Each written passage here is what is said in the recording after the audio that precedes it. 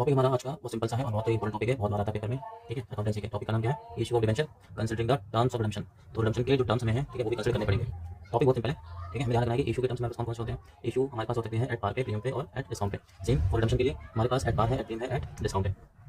इसके साथ में ध्यान रखना है कि इशू का मतलब हम फंड रेज कर रहे हैं। ठीक है, और रिडेम्पशन ऐसा मतलब रीपेमेंट वगैरह हो रही है। ठीक है, तो सिंपल केस में क्या है, जब भी हमारे केस में रिडेम्पशन का टर्म्स या कंडीशंस के जो हमें फॉलो करने होंगे eight the time of issue, तो यहाँ ध्यान रखना होता है कि रिडेम्पशन के टाइम पे हमें लॉस का बोला। तो सिचुएशन हमारे पास कौन कौन सी है? रिडेम्पशन एट पार है, प्रीमियम है और डिस्काउंट है। तो जब भी हमको एक्स्ट्रा कुछ पैसा पे करना पड़ेगा, एक्स्ट्रा पेमेंट करनी पड़ेगी, तब वो हमारा होता है लॉस।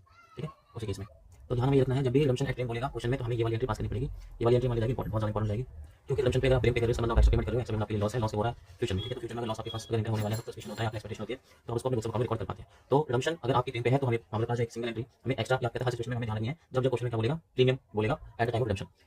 तो एंट्री क्या है? एंट्री है क्या, सिंपल सा, loss on issue of debenture account debit to premium on redemption account. तो बस ध्यान आपको रखना है कि ये एंट्री आपको आपको इशू का कोई भी सिचुएशन गिवन हो, इशू का आपका चाहे पार का गिवन हो, एट प्रीमियम गिवन हो या डिस्काउंट गिवन हो, अगर रिडेम्पशन बोला है एट प्रीमियम पर, तो आपको ये वाली एंट्री, ठीक है, ये वाली एंट्री पर्टिकुलर केस की सेकंड एंट्री मर्ज करनी है। क्या बोला मैंने कि आपको रिडेम्पशन ऑन प्रीमियम वाली एंट्री आपको सेकंड एंट्री में इशू की, ठीक है, चाहे इशू का आपका एट पार केस है, एट प्रीमियम का केस है या फिर डिस्काउंट केस है, उसके सेकंड वाली एंट्री में आपको मर्ज करनी है एज इट इज। मतलब जो डेबिट में है वो आपका डेबिट में जाएगा और जो आपका क्रेडिट में है वो आपका क्रेडिट में जाएगा, और आपके इससे वो एंट्री सारी कंप्लीट जाती है जो आपके पास स्कूल वाइज टीचर वाइज बताते हैं कि किसी बताते हैं कि 6 केसेस हैं, 9 केसेस हैं, कोई किसी सिंपल सा एक ही आपको कौन सा ध्यान रखना है कि हमारे पास 3 ही वे हैं इशू करने के, चाहे आप पार भी कर लो, प्रीमियम पे कर लो, डिस्काउंट पे कर लो। सेम सिचुएशन आपके पास रिडेम्पशन पे भी है। ठीक है, तो हमें ध्यान रखना है कि रिडेम्पशन वाली बात आपकी फ्यूचर में हो रही है, तो फ्यूचर की चीजों के लिए आपको अगर लॉस हो रहा है तो आप उसको बुक्स अकाउंट में रिकॉर्ड कर सकते हो। तो वो रिकॉर्डिंग एंट्री बस एक सिंगल एंट्री आपको रिवाइज करनी है, और यही एंट्री आपको इशू वाले किसी भी केस में, ठीक है, जहां पे रिडेम्पशन आपका एट प्रीमियम बोल दे, तो आपको इशू के टाइम की जो सेकंड एंट्री होगी उसमें आपको मर्ज करना है एज इट इज।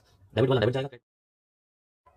टॉपिक हमारा आज का बहुत सिंपल सा है और बहुत ही इंपॉर्टेंट टॉपिक है, बहुत बार आता है पेपर में। ठीक है, अकाउंटेंसी के टॉपिक का नाम क्या है? Issue of debenture considering the terms of redemption. तो रिडेम्पशन के जो टर्म्स में है, ठीक है, वो भी कंसिडर करने पड़ेंगे। टॉपिक बहुत सिंपल है। ठीक है, हमें ध्यान रखना है कि इशू के टर्म्स हमारे पास कौन कौन से होते हैं। इशू हमारे पास हो सकते हैं एट पार पे, प्रीमियम पे और एट डिस्काउंट पे। सेम फॉर रिडेम्पशन के लिए हमारे पास एट पार है, एट प्रीमियम है, एट डिस्काउंट है। इसके साथ में ध्यान रखना है कि इशू का मतलब हम फंड रेज कर रहे हैं। ठीक है, और रिडेम्पशन ऐसा मतलब रीपेमेंट वगैरह हो रही है। ठीक है, तो सिंपल केस में क्या है, जब भी हमारे केस में रिडेम्पशन का टर्म्स या कंडीशंस के जो हमें फॉलो करने होंगे eight the time of issue, तो यहाँ ध्यान रखना होता है कि रिडेम्पशन के टाइम पे हमें लॉस का बोला। तो सिचुएशन हमारे पास कौन कौन सी है? रिडेम्पशन एट पार है, प्रीमियम है और डिस्काउंट है। तो जब भी हमको एक्स्ट्रा कुछ पैसा पे करना पड़ेगा, एक्स्ट्रा पेमेंट करनी पड़ेगी, तब वो हमारा होता है लॉस।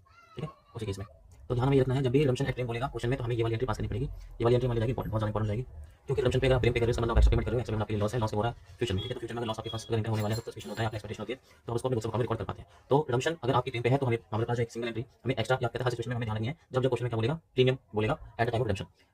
तो एंट्री क्या है? एंट्री है क्या, सिंपल सा, loss on issue of debenture account debit to premium on redemption account. तो बस ध्यान आपको रखना है कि ये एंट्री आपको आपको इशू का कोई भी सिचुएशन गिवन हो, इशू का आपका चाहे पार का गिवन हो, एट प्रीमियम गिवन हो या डिस्काउंट गिवन हो, अगर रिडेम्पशन बोला है एट प्रीमियम पर, तो आपको ये वाली एंट्री, ठीक है, ये वाली एंट्री पर्टिकुलर केस की सेकंड एंट्री मर्ज करनी है। क्या बोला मैंने कि आपको रिडेम्पशन ऑन प्रीमियम वाली एंट्री आपको सेकंड एंट्री में इशू की, ठीक है, चाहे इशू का आपका एट पार केस है, एट प्रीमियम का केस है या फिर डिस्काउंट केस है, उसके सेकंड वाली एंट्री में आपको मर्ज करनी है एज इट इज। मतलब जो डेबिट में है वो आपका डेबिट में जाएगा और जो आपका क्रेडिट में है वो आपका क्रेडिट में जाएगा, और आपके इससे वो एंट्री सारी कंप्लीट जाती है जो आपके पास स्कूल वाइज टीचर वाइज बताते हैं कि किसी बताते हैं कि 6 केसेस हैं, 9 केसेस हैं, कोई किसी